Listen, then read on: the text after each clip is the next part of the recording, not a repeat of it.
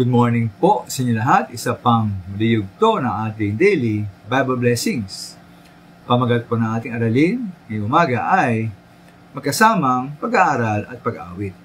Magkasamang pag-aaral at pag-aawit. Ako po nangunguna po umawak ng mga Bible studies sa mga tahanan, ibang mga lugar. Kumari po lagi kong sinasama ang pag-aawitan sa pag-aaral ng salita ng Panginoon. Ito nga po yung makikita natin ayon sa Colossians chapter 3:16 ng Biblia.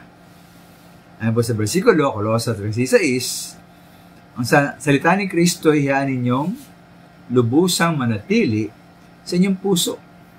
Turuan ninyo at paalahanan ng isa-isa ng buong karunungan.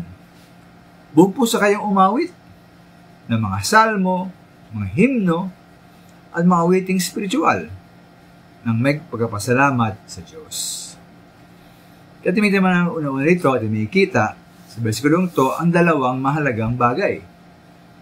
Una, na ang salita ng Panginoon ay lubusang manatili sa puso at magturo at magpaalaala ng buong karunungan. Kalawa po, na buong puso umawit na may pagpapasalamat sa Diyos. At ipasing maminal din dito ang pagbanggit ni Pablo ng iba't ibang paraan o uri ng pag-awit. Sabi niya, mga salmo, mga himno, at mga awiting spiritual.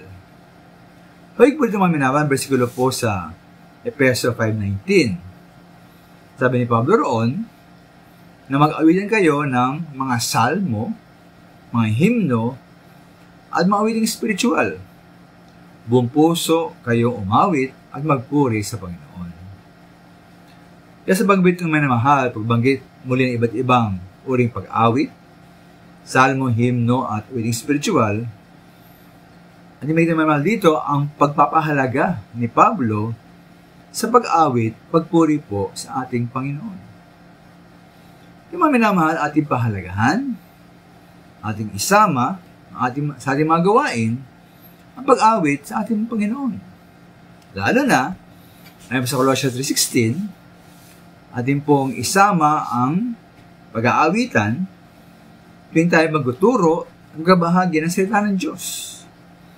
Tuwing tayo magbahagi ng katotohanan ng ating pananampalataya, anisamahan po ng pag-awit. Sapagkat lagi tayong umawit na may pagpuri at pagpasalamat po sa ating Diyos. Maraming salamat po.